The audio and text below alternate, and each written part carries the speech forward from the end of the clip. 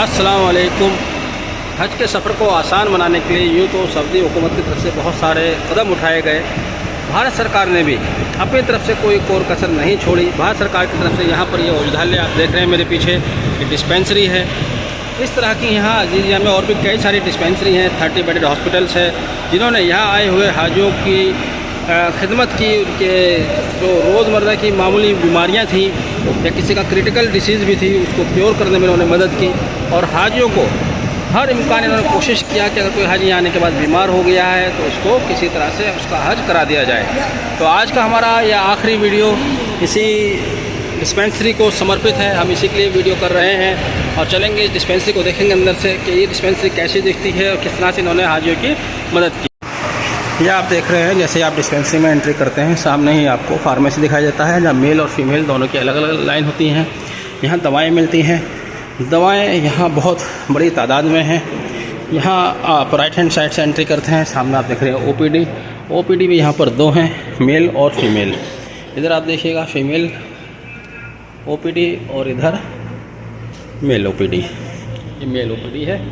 साथ ही इसके अलावा यहाँ पर एक नर्सिंग स्टेशन है, जहाँ पर बैंडेज वगैरह होती है, बीपी की जांच होती है, ब्लड प्रेशर की जांच होती है, और किसी को नेबुलाइज करना है तो नेबुलाइज़र दिया जाता है। ये डिस्पेंसरी है। अगर कोई पेशेंट इस सिचुएशन में है कि उसको एडमिट किया जाना है, तब यहाँ से उसको रेफ़र कर दिया जाता है 30 बेडेड हॉस्पिटल के लिए। और 30 बेडेड हॉस्पिटल में अगर उसको क्योर नहीं मिलती है, तब उसको सऊदी अरब हुकूमत के जो बड़े अस्पताल चल रहे हैं, अल नूर हॉस्पिटल है, अल फहद हॉस्पिटल है, 4 हॉस्पिटल हैं, वहाँ रेफ़र कर दिया जाता है। मुझे खुद इसका एक्सपीरियंस हुआ। मेरी वालिदा बीमार थी, मैं यहाँ आया, यहाँ से जब फ़ायदा नहीं लगा तो उन्होंने 30 बेडेड भेजा। 30 बेडेड ने फिर आगे अल फहद हॉस्पिटल भेजा, जहाँ जाकर उनका CT स्कैन वगैरह हुआ। अल्हम्दुलिल्लाह वो पहले से बेहतर है। तो आइए अब हम यहाँ इंचार्ज साहब से बात करेंगे।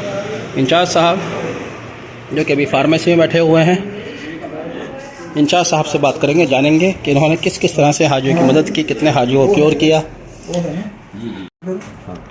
मैं अभी अजीज़िया की डिस्पेंसरी नंबर 1 में बैठा हुआ हूँ। यहाँ पर मैं आकर रुका हूँ डॉक्टर अकलीम अहमद साहब के पास, जो डिस्पेंसरी नंबर 1 के इंचार्ज हैं। बहुत कोऑपरेटिव हैं, सिंसियर हैं। जब मेरी वालिदा को कहीं से कोई फ़ायदा नहीं हुआ, क्योंकि फहद हॉस्पिटल से ही फ़ायदा नहीं हुआ, तब डॉक्टर अकलीम अहमद साहब ने काफ़ी सोच समझ कर मेडिसिन दी। उसके बाद अल्लाह का शुक्र है वालिदा ने हज भी किया, काफ़ी फ़ायदा है। डॉक्टर साहब आपका बहुत बहुत शुक्रिया, आपने हमारी वालिदा को जो ट्रीटमेंट दिया उससे उनको फ़ायदा हुआ, न सिर्फ फ़ायदा हुआ बल्कि वो हज भी कर पाई। आपका मैं शुक्र अदा करने यहाँ पर आया हूँ पर्सनली जी।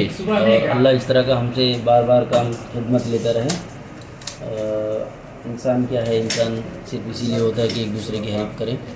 जी आ जाइए। डॉक्टर साहब कहाँ के रहने वाले हैं वैसे आप? उत्तराखंड से रहने वाला। अच्छा, मैं आपको बता दूँ डॉक्टर साहब उत्तराखंड के रहने वाले हैं। जी यहाँ दिन भर करीब डॉक्टर कलीम साहब और उनकी टीम ने 24 घंटा हाजियों की खिदमत को अंजाम दिया। आप ज़रूर गवर्नमेंट जॉब में हैं, बात अलग है, लेकिन उसके बावजूद भी पूरी शिद्दत के साथ, दिल के साथ किसी की मदद करना, उसका ट्रीटमेंट करना एक अलग बात होती है। ये एक जज्बा होता है। ये जज्बा हर किसी में नहीं दिखाई देता, लेकिन यहाँ जिस तरह से इस डिस्पेंसरी के लोगों ने काम किया है, अगर किसी पेशेंट ने अपने रूम से कह दिया कि वो आने की हालत में नहीं है, तो फ़ौरन उसके लिए एम्बुलेंस भेजी जाती है। आप देख रहे हैं बाहर एम्बुलेंस खड़ी हुई है, एम्बुलेंस उसको उसके रूम से लेकर आती है। अगर कोई पेशेंट ये कहता है, रिपोर्ट करता है, पेशेंट की तरफ से रिपोर्ट की जाती है कि वह डिस्पेंसरी में आने लायक नहीं है और अपना ट्रीटमेंट भी कराना चाहता है, तब यहाँ से वो एक डॉक्टर भी भेज देते हैं। अगर एम्बुलेंस भेजेंगी तो एम्बुलेंस भेजते हैं, डॉक्टर भेजना होता है डॉक्टर भेजते हैं। इस तरह से आप देखिएगा अब तो भीड़ कम हो गई है, हाजी जाने लगे हैं। रोज़ाना करीब 1000 या उससे ज़्यादा पेशेंट यहाँ पर क्योर किए गए, मेडिसिन लेने आए। जो भी पेशेंट यहाँ पर आया उसको भरपूर दवाएँ दी गई, अच्छी क्वालिटी की दवाई दी गई। कुल मिलाकर इस डिस्पेंसरी का हाजियों की खिदमत में बहुत बड़ा रोल रहा है। भारत सरकार का भी हमें शुक्र अदा करना होगा, उसने ये सुविधा हाजियों के लिए दी। हालांकि आप कह सकते हैं कि साहब इसकी तो हम पैसा अदा करते हैं, फ़ीस जाती है। पैसा देना अलग बात है, लेकिन पैसा देने के बाद अगर आपको खिदमत मिल जाए वो एक बहुत ही बड़ी बात है। आप पैसा तो हिंदुस्तान में भी खर्च करते हैं, यहाँ भी खर्च करते हैं, लेकिन उसका सर्विसेज आपको उस तरह से नहीं मिल पाती।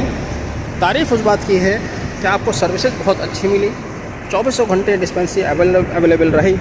तो हमारा हज का सफ़र तो मुकम्मल हो ही चुका है।